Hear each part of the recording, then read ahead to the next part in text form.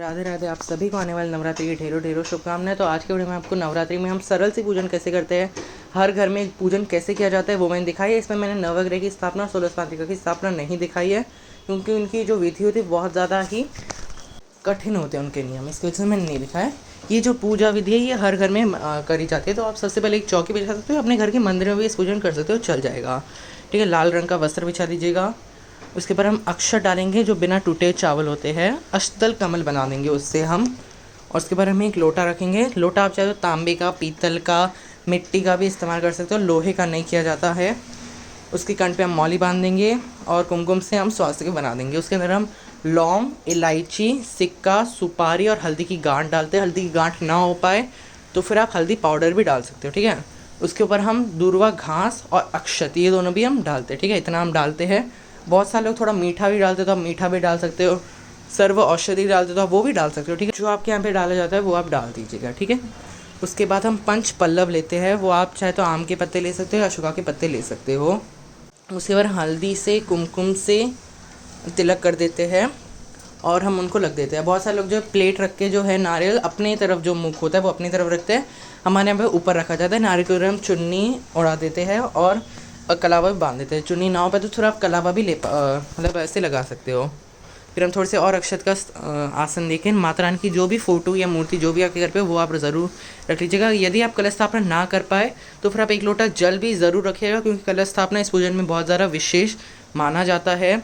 कलश स्थापना में 26 कोटि देवी देवताओं का आह्वान किया जाता है। यदि आपके पास माता रानी की कोई भी फोटो या मूर्ति ना हो तो फिर आप कलश को ही माता रानी के स्वरूप में पूजन भी कर सकते हो। फिर हम गणेश जी को भी थोड़े से अक्षत के ऊपर स्थापित करेंगे और हम खेतरी बोझते हैं नवरात्रि के समय। ठीक है, यदि आपकी बोई जाती है तो फिर आप ज़रूर बोइएगा। एक प्लेट में हम ऐसे स्वास्तिक बना देंगे। फिर देखो मिट्टी का बर्तन आता है, नहीं तो फिर बाँस का बर्तन आता है, आप वो रख दीजिएगा। अगर मेरे से सुने तो बाँस का बर्तन रखना ज़्यादा अच्छा होता है, क्योंकि उसमें हवा लगती रहती है और मिट्टी के बर्तन में फुफुंदी लगने की चांस ज़्यादा होती है। अगर यदि आपकी खेतरी में फुफुंदी लग जाए तो क्या करना है वो भी मैंने अंत में बताया है। ठीक है, फिर हम धूप दीप जला देंगे और दिखा देंगे माता रानी को ऐसे। फिर हम सभी को ऐसे एक लोटा जल देंगे और सभी को ऐसे भाव रूप में स्नान करा देंगे। और अपने ऊपर भी जल के छींटे ज़रूर मार लीजिएगा। जो भी आपके साथ पूजन कर रहे हैं उनको भी आप जल के छींटे ज़रूर मार लीजिएगा। फिर हम गणेश जी का सबसे पहले पूजन करते हैं। उन्हें हम कलावा समर्पित करते हैं और हल्दी से, कुमकुम से हम तिलक करते हैं। ठीक है, जनेऊ भी ज़रूर समर्पित करते हैं। जनेऊ पहले दिन समर्पित किया जाता है, दूसरे दिन आप चाहे तो कर सकते हो। ठीक है, और यदि आपके पास माता रानी की जो भी मूर्ति है यदि आपके पास, तो उनको अच्छे से पंचामृत से नहला के भी आप रख सकते हो। ठीक है, फिर गणेश जी को हम दूर्वा घास और गुड़हल का पुष्प भी ज़रूर समर्पित करेंगे। गुड़हल का पुष्प मिल जाए तो बहुत अच्छा है, उनका प्रिय फूल होता है, माता रानी का भी प्रिय फूल होता है। ना मिले तो कोई भी आप फूल समर्पित कर सकते हो। ठीक है, माता रानी को लाल फूल सबसे ज़्यादा प्रिय होता है और सबसे ज़्यादा गुड़हल का पुष्प प्रिय होता है उनका। ठीक है, फिर हम सभी को तिलक कर देंगे। कलश को, माता रानी को, खेतरी को माता रानी का स्वरूप माना जाता है। ठीक है, बहुत सारे लोग मानते हैं कि जितनी उगी उतना माता रानी का आशीर्वाद होता है, पर ऐसा कुछ भी नहीं होता है। वो हवा पानी जैसी लगती है वो उतना ही उग पाता है। ठीक है, और उसके बाद हम क्या करेंगे, माता रानी को भी हम तिलक कर देंगे।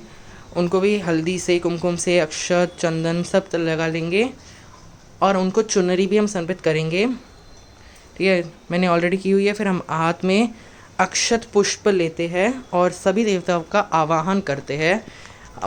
हे देवी माता, हम आपकी इस पूजन कर रहे हैं, आप हमारे पूजन में ज़रूर आए और 26 कोटि देवता हमारे पूजन में ज़रूर आए। यदि हमसे कोई भूल हो जाए तो हमें माफ़ कीजिएगा और आपकी जो भी मनोकामना है वो आप बोल दीजिएगा। और फिर ऐसे हम माता के सामने फूल छोड़ देते हैं। फिर हम सभी को फूल समर्पित कर देंगे। जो भी फूल आपको मिल जाए वो आप समर्पित कर सकते हो। फूलों की माला मिल जाए तो बहुत उत्तम है, आप वो भी समर्पित कर सकते हो माता को। माला ना मिले तो कोई बात नहीं है, आप नॉर्मल फूल भी समर्पित कर सकते हो। फूल ना मिले तो बिना फूलों को भी आप इस पूजन को कर सकते हो। ठीक है, तो खेतरी को, दीपक को, सभी को आप फूलों से अच्छे से सजा लीजिएगा और घर की सफाई भी आप एक दिन पहले कर दीजिएगा। बहुत सारे लोगों का ये था कि श्राद्ध में हम सफाई कैसे कर सकते हैं, तो नवरात्रि एक दिन पहले आप सफाई कर लीजिएगा और फिर सुबह गंगा जल से आप छींटे मार लीजिएगा। और माता रानी का पूजन से पहले ही आप क्या करिएगा ना कि घर में ना माता रानी के द्वार के उधर माता के चरण बना लीजिएगा और हाथ जोड़ के माता को बुला लीजिएगा। फिर माता को श्रृंगार की सामग्री भी ज़रूर चढ़ाई जाती है। आप चाहे तो पहले दिन चढ़ा सकते हो या आखिरी दिन भी, आप कभी चाहे आप 9 के 9 दिन कभी भी आप चढ़ा सकते हो, वो आपकी इच्छा है। ठीक है, नवमी, अष्टमी, सप्तमी, षष्ठी, पंचमी, जब भी आपका मन करे तब आप चढ़ा सकते हो। फिर हम माता को भोग क्या लगाते हैं, 5 फल आप भोग लगा सकते हो, पंचमेवा, बताशे, लौंग का भोग रोज़ चढ़ाया जाता है, तो आप उतने हिसाब से आप लेके आ जाइएगा। और पान के ऊपर रख के लगाया जाता है, ठीक है। और फिर 1 लोटा जल हम माता को भोग के स्वरूप में रखेंगे और 1 लोटे जल अलग से रखेंगे और माता रानी की कथा सुनेंगे। 9 दिन की अलग अलग कथाएँ होती हैं हर माता की। यदि आपने व्रत रखा है तो आप इसको ज़रूर सुन लीजिएगा। फिर हम लोटे को ऐसे अक्षत को लोटे के अंदर डालेंगे और फिर वो जल है वो सूर्य देवता को हम अर्घ दे देंगे, ठीक है। फिर हम छोटी सा हवन भी करते हैं। गाय का गोबर ले लीजिएगा। गोबर ना हो पाए तो फिर जो सूखा नारियल होता है ना, गोला, उसको भी आप प्रयोग कर सकते हो। उनको थोड़ी देर गैस में गर्म कर दीजिएगा, वो सुलझ जाता है। फिर उसके अंदर थोड़ा सा घी डाल के कपूर से हम ऐसे अग्नि प्रज्वलित करते हैं। फिर जो भी आपने भोग चढ़ाया वो हम डालते हैं। सबसे पहले घी डालते हैं, ठीक है। और उसके बाद जो सामग्री आती है ना, हवन सामग्री जो मार्केट में मिलती है, वो आप लेके आ जाइएगा, वो डाल दीजिएगा। यदि आप घर पे सामग्री बनाना चाहे तो भी आप बना सकते हो, ठीक है। आप चाहे तो गूगल, लोबान आदि भी डाल सकते हो, उससे बहुत घर महक जाता है और पॉजिटिविटी आती है घर में, ठीक है। फिर हवन करने के बाद हम ऐसे 2 बार फेर लेते हैं। उसके बाद हवन को आप थोड़ा साइड में रख सकते हो, ठीक है, क्योंकि धुआं बहुत ज़्यादा हो जाता है घर में। उसके बाद हम क्या करेंगे कि आरती करेंगे। कपूर से आरती हो सकती है, बहुत अच्छा है। आप चाहे तो अखंड जोत भी रख सकते हो, पर अखंड जोत अगर आपने रखी है तो फिर आप उसको हिलाएगा मत। यदि आपने अखंड जोत नहीं रखी है, नॉर्मल दीपक रखा है, तो फिर आप उससे भी आरती कर सकते हो, ठीक है। फिर हम सब पूरे घर में आरती दिखा देंगे, सब आरती लेंगे। उसके बाद हम आरती को शांत कर देंगे। चाहे आपने अखंड जोत जलाई हो चाहे नहीं जलाई हो, सुबह शाम अलग से हमको दीपक जलाना ही होता है, ठीक है। फिर हम माता को दक्षिणा भी समर्पित करें। दक्षिणा भी आप कभी भी कर सकते हो ना, ठीक है। हाथ जोड़ के पूजा मेरे कमियों के लिए क्षमा याचना करेंगे। फिर खेतरी में हम पानी बोल देंगे। खेतरी में देखो ज़्यादातर बहुत सारे लोग क्या करते हैं, बहुत सारा पानी डाल देते हैं एक बार में। तो क्या करें, हाथ में थोड़ा थोड़ा जल लेके हमको डालना होता है।